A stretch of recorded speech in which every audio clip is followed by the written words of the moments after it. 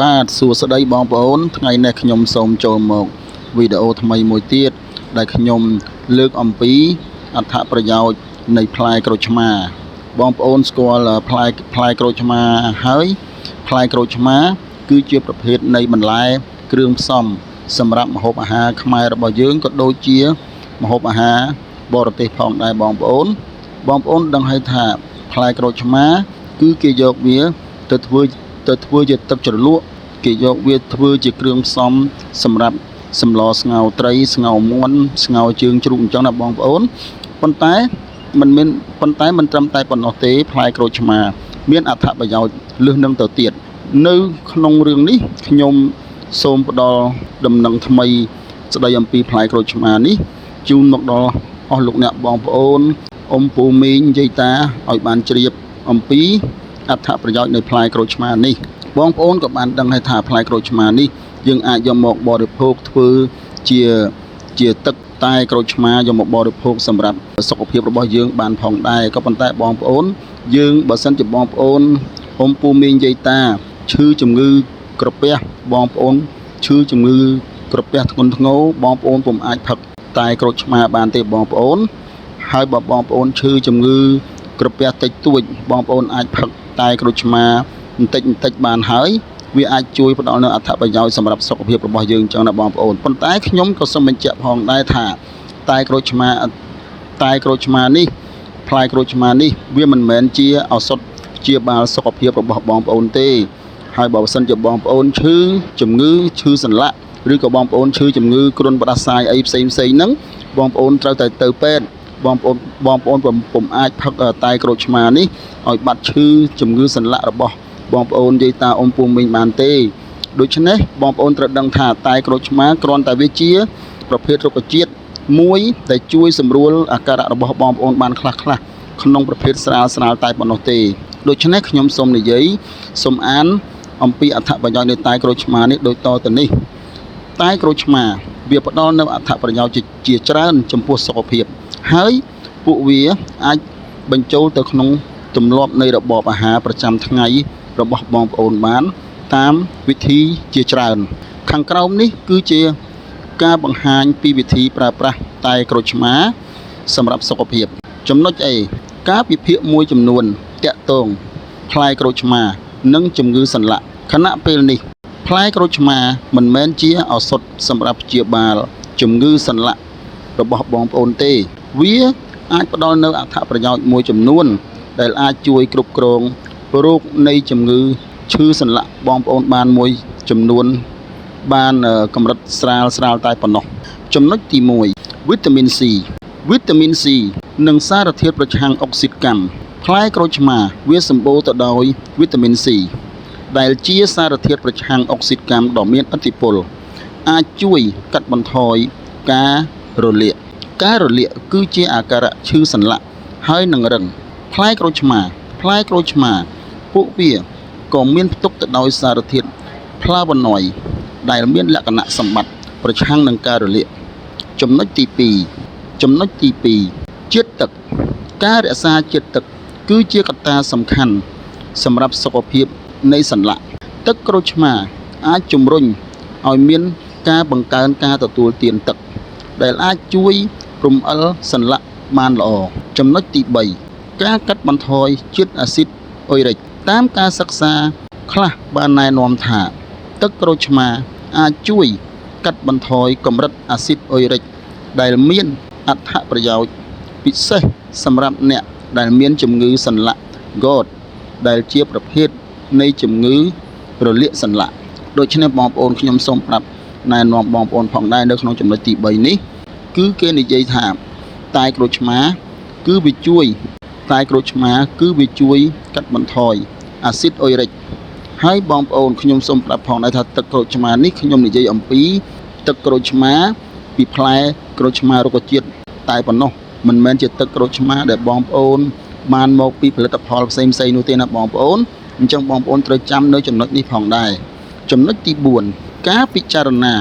ក្រូចឆ្មាតាក់ទងនឹងការព្យាបាលហើយនឹងការទទួលទានសំខាន់ដូចខាងក្រោមវាចាំបាច់ណាស់នៅក្នុងការចងចាំថាក្រូចឆ្មាមិនមែន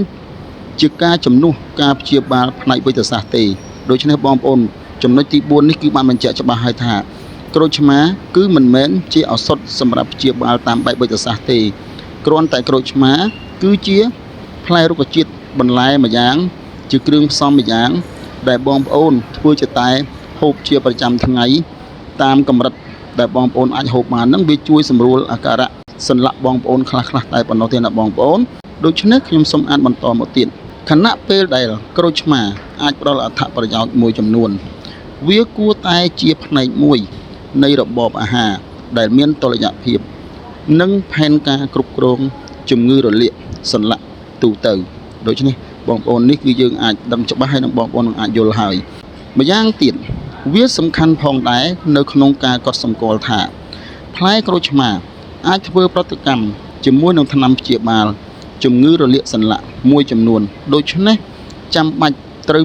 ពិគ្រោះជាមួយនឹងវេជ្ជបណ្ឌិតរបស់លោកអ្នកមុននឹងបរិភោគសរុបសេចក្តីមកក្រូចឆ្មាគឺជាការបន្ថែមដ៏ល្អមានផលប្រយោជន៍ដល់របៀបរស់នៅដែលតាក់ទងអ្នកដែលងាយរលាកសន្លាក់ជាចម្បងដោយសារតែវីតាមីន C និងសារធាតុប្រឆាំងអុកស៊ីតកម្មរបស់វា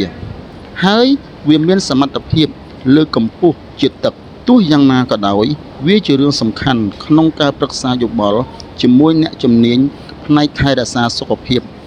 ដើម្បីទទួលបានការណែនាំនិងការព្យាបាលផ្ទាល់ខ្លួនផងដែរចំណុច B អត្ថប្រយោជន៍ផ្សេងទៀតនៃផ្លែក្រូចឆ្មាចំណុច 1 ជាជំនួយប្រព័ន្ធភាពស៊ាំក្រូចឆ្មាវាសម្បូរទៅដោយវីតាមីន C ដែលជាសារធាតុប្រឆាំងអុកស៊ីតកម្មដ៏មានឥទ្ធិពលជួយពង្រឹងប្រព័ន្ធភាពស៊ាំនិងការពារប្រឆាំងនឹងការឆ្លងរោគចំណុចទី 2 សុខភាពបេះដូងវីតាមីន C និងសមាសធាតុរុក្ខជាតិផ្សេងទៀតនៅក្នុងក្រូចឆ្មាអាចជួយកាត់បន្ថយហានិភ័យនៃជំងឺបេះដូងពួកវាអាចរួមចំណែកដល់ការបញ្ចុះសម្ពាធឈាមចំណុចទី 3 ធ្វើឲ្យប្រសើរឡើងនៅការស្រូបយកជាតិដែកក្រូចឆ្មាអាចជួយបង្កើនការស្រូបយកជាតិដែកជាពិសេសពីអាហារដែលមានមូលដ្ឋានលើរុក្ខជាតិដែលអាចជួយការពារភាពស្លេកស្លាំងចំណុចទី 4 ការពារគ្រោះតម្រងនោមអាស៊ីតនៅក្នុងផ្លែក្រូចឆ្មាអាចជួយការពារគ្រោះតម្រងនោមដោយបង្កើនកម្រិតស៊ីត្រិកទឹកនោមដែលធ្វើឲ្យវាមិនសូវអំណោយផលដល់ការបង្កើនដុំគ្រោះចំណុចទី 5 សុខភាពស្បែកវីតាមីន C គឺចាំបាច់សម្រាប់ការផលិតកូឡាជែនដែលជួយថែរក្សាស្បែកឲ្យមានសុខភាពល្អលក្ខណៈសម្បត្តិប្រឆាំងអុកស៊ីតកម្មនៃផ្លែក្រូចឆ្មាក៏អាចជួយការពារស្បែកពីការខូចខាតដែលបណ្ដាលមកពីរ៉ាឌីកាល់សេរីផងដែរ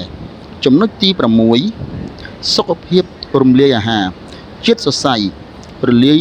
ក្នុងផ្លែក្រូចឆ្មាអាចជំរុញការរំលាយអាហារដែលធ្វើឲ្យមានសុខភាពល្អបានចំណុចទី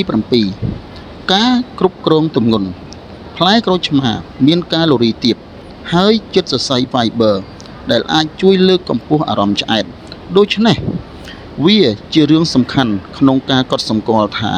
ខណៈពេលដែលផ្លែក្រូចឆ្មាផ្ដល់នូវអត្ថប្រយោជន៍ជាច្រើនដល់សុខភាពយើងគួរតែប្រើប្រាស់វាជាផ្នែកនៃរបបអាហារសម្រាប់ឲ្យមានតុល្យភាពមកដល់ចំណុច C បងប្អូនមកដល់ចំណុច C វិធីប្រើប្រាស់ក្រូចឆ្មាចំណុចទី 1 ទឹកក្រូចឆ្មាអ្នកអាចចាប់ផ្ដើមថ្ងៃនេះជាមួយនឹងទឹកក្រូចឆ្មាក្តៅអ៊ុនៗឬទឹកត្រជាក់ឆ្អិនមួយកែវនេះជាវិធីសាមញ្ញមួយដើម្បីទទួលបានអត្ថប្រយោជន៍ពីផ្លែក្រូចឆ្មាចំណុចទី 2 ក្រូចឆ្មាជាមួយនឹងទឹកតែបន្ថែមក្រូចឆ្មានៅក្នុងទឹកតែរបស់អ្នកដើម្បីទទួលបានភេសជ្ជៈស្រស់ស្រាយនិងមានសុខភាពល្អសូមបញ្ជាក់ប្រាប់បងប្អូនផងដែរថាតែក្រូចឆ្មាក្តីទឹកតែក្រូចឆ្មាក្តីឬមួយយើងយកក្រូចឆ្មាលាយជាមួយនឹងទឹកក្តៅអ៊ុនៗជាមួយនឹងទឹកត្រជាក់ឆ្អិនក្តីគឺបងប្អូននៅទីនេះគេណែនាំយើងឲ្យហូបមិនអាចឲ្យហូបមិនឲ្យបងប្អូនលាយនឹងស្ករសទេបងប្អូនមិនឲ្យបងប្អូនលាយជាមួយនឹងសារធាតុផ្អែមទេ គឺយើងហូបតែក្រូចឆ្មាហ្នឹងដោយជាមួយនឹងទឹកហើយនឹងក្រូចឆ្មាហ្នឹងតែម្ដងទើបវាអាចជួយដល់សុខភាពរបស់យើងបានណាបងប្អូនហើយបងប្អូនហូបទៅតាមកម្រិតដែលបងប្អូនអាចទទួលហូបបានអញ្ចឹងណាបងប្អូនពុំអាចហូបវាច្រើនលើសទេពីព្រោះវាមានជាតិជូរហើយនិងជាតិអាស៊ីតខ្លាំងដូច្នេះខ្ញុំសូមចូលមកដល់ចំណុចទី3ក្រូចឆ្មានៅក្នុងការចម្អិនអាហារប្រើផ្លែក្រូចឆ្មាសូមបញ្ជាក់គឺមិនមែនទឹកក្រូចឆ្មាពីផលិតផលទេគេយកផ្លែក្រូចឆ្មាធ្វើជាទឹកជ្រលក់ផ្ទាប់ជាមួយនឹងសាឡាត់ត្រីនិងសាច់មាន់ចំណុចទី4ប្រើផ្លែក្រូចឆ្មានៅក្នុងមុខម្ហូបផ្សេងការបង្កើតមុខម្ហូបផ្សេងដោយប្រើផ្លែក្រូចឆ្មាជាវិធីដ៏ល្អមួយដើម្បីបន្ថែមរសជាតិនិងអត្ថប្រយោជន៍ដល់សុខភាពដូចជាញោមភ្លាសាច់គោញោមភ្លាត្រីញោមពេញប៉ោះជាមួយនឹងជីញោមស្ដៅជាដើមម្យ៉ាងទៀតប្រើផ្លែក្រូចឆ្មាជាមួយនឹងសម្លស្ងោរត្រីស្ងោរជើងជ្រូកស្ងោរសាច់មាន់ជាដើមផលប៉ះពាល់ចំណុច D ផលប៉ះពាល់ចំណុចទី1ផលប៉ះពាល់ធ្មេញជាតិអាស៊ីតនៃផ្លែក្រូចឆ្មាអាចបំផ្លាញស្រទាប់ធ្មេញដូច្នេះយកល្អគួរតែលាងមាត់ជាមួយនឹងទឹកបន្ទាប់ពីទទួលទានក្រូចឆ្មាចំណុច2ក្រហាយទ្រូងចំពោះមនុស្សមួយចំនួនទឹកក្រូចឆ្មាអាចបង្កឲ្យមានការក្រហាយទ្រូងចំណុច3អ្នកមានជំងឺក្រពះធ្ងន់ធ្ងរហាមបរិភោគអ្នកមានជំងឺក្រពះស្រាលអាចទទួលទានបានបន្តិចទៅតាមសភាពជាក់ស្ដែងចំណុចទី4ប្រតិកម្មស្បែកនៅពេលប្រើប្រាស់ក្រូចឆ្មាលើស្បែកសូមប្រើដោយការប្រុងប្រយ័ត្នព្រោះវាអាចបង្កើនភាពប្រែប្រួលឬក៏មានប្រតិកម្មទៅនឹងពន្លឺព្រះអាទិត្យដូច្នេះបងប្អូនការអត្ថាធិប្បាយអំពីអត្ថប្រយោជន៍នៃផ្លែក្រូចឆ្មាមកដល់ពេលនេះមកដល់ទីបញ្ចប់ហើយណាបងប្អូនបើមានការឆ្គងសូមបងប្អូនអធ្យាស្រ័យផងដែរណាបងប្អូនហើយខ្ញុំសូមជម្រាបលាអរគុណច្រើន